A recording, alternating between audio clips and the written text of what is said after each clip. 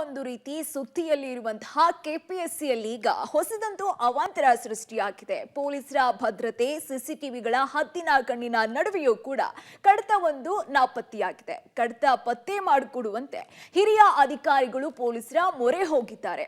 ಅಷ್ಟಕ್ಕೂ ಏನಿದು ಅವಾಂತರ ಅಂದ್ರ ಈ ಸ್ಟೋರಿ ನೋಡಿ ಗೊತ್ತಾಗುತ್ತೆ. ಕೆಪಿಎಸ್ಸಿಯಲ್ಲಿ ಹೊಸ ಅವಾಂತರ. ಕೆಪಿಎಸ್ಸಿ ಕಚೇರಿಯಲ್ಲಿ ನೇಮಕಾತಿ ಪಟ್ಟಿಯೇ ನಾಪತ್ತೆ. ಪೊಲೀಸ್ ಠಾಣೆಯ ಮೆಟ್ಟಿಲೇರಿದ ಆಫೀಸರ್ಸ್. ಕರ್ಮಕಾಂಡಗಳ ಆಗರವಾಗಿರುವ ಕೆಪಿಎಸ್ಸಿಯಲ್ಲೀಗ ಹೊಸದೊಂದು ಅವಾಂತರ ಸೃಷ್ಟಿಯಾಗಿದೆ. 2016ರಲ್ಲಿ ಕೊಳಗೇರಿ ಮಂಡಳಿಯ ಕಿರಿಯ ಇಂಜಿನಿಯರ್ ನೇಮಕಾತಿ ಮಾಡಲಾಗಿತ್ತು.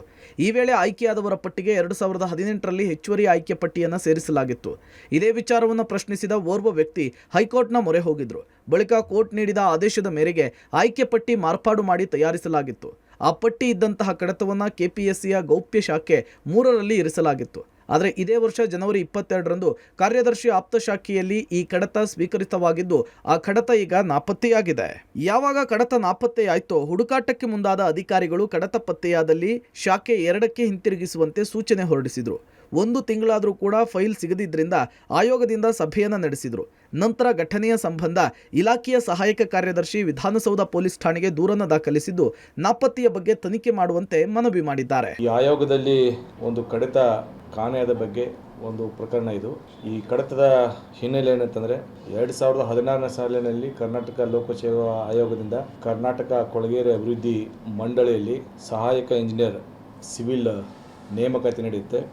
ಆ ನೇಮಕಾತಿಗೆ ಸಂಬಂಧಪಟ್ಟಂತೆ 2018ರಲ್ಲಿ ಆಯ್ಕೆ ಪಟ್ಟಿಯನ್ನು ಹೆಚ್ಚುವರಿ ಆಯ್ಕೆ ಪಟ್ಟಿಯನ್ನು ಪ್ರಕಟಿಸ್ತಾರೆ. ಆ ಆಯ್ಕೆ ಪಟ್ಟಿಯ ಸಂಬಂಧವಾಗಿ ಒಬ್ಬ ಅಭ್ಯರ್ಥಿ ಮೊನ್ನೆ ಉಚ್ಚ ನ್ಯಾಯಾಲಯದಲ್ಲಿ ರಿಟ್ ಪಿಟಿಷನನ್ನು ಸಲ್ಲಿಸ್ತಾರೆ. ಆ ರಿಟ್ ಪಿಟಿಷನ್ ಆದೇಶದಂತೆ ಮುಂದಿನ ಕ್ರಮ ವಹಿಸಿ ಆ ಆದೇಶವನ್ನು ಪಾಲನೆಗಾಗಿ ಆಯೋಗಕ್ಕೆ ಸೂಚನೆ ನೀಡುತ್ತಾರೆ. ಸದ್ಯ ಘಟನೆಯ ಸಂಬಂಧ ಪ್ರಕರಣ ದಾಖಲಿಸಿಕೊಂಡ ವಿಧಾನಸೌಧ ಪೊಲೀಸರು ತನಿಖೆಯನ್ನು ಆರಂಭಿಸಿದ್ದಾರೆ. 10 ಕರ್ಮಕಾಂಡಗಳ ನಡುವೆ ಹೊಸದೊಂದು ಅವಾಂತರ ಸೃಷ್ಟಿಯಾಗಿದ್ದು, ಖಾಕಿ ಕಣ್ಗಾವಲು ಹಾಗೂ ಸಿಸಿಟಿವಿಗಳಿರುವ ಕಚೇರಿಯಲ್ಲಿ ಈ ರೀತಿ ಕಡತ ನಾಪತ್ತೆಯಾಗಿರುವುದು ಹಲವು ಅನುಮಾನಕ್ಕೆ ಕಾರಣವಾಗಿದೆ. Umesh, crime bureau, public TV.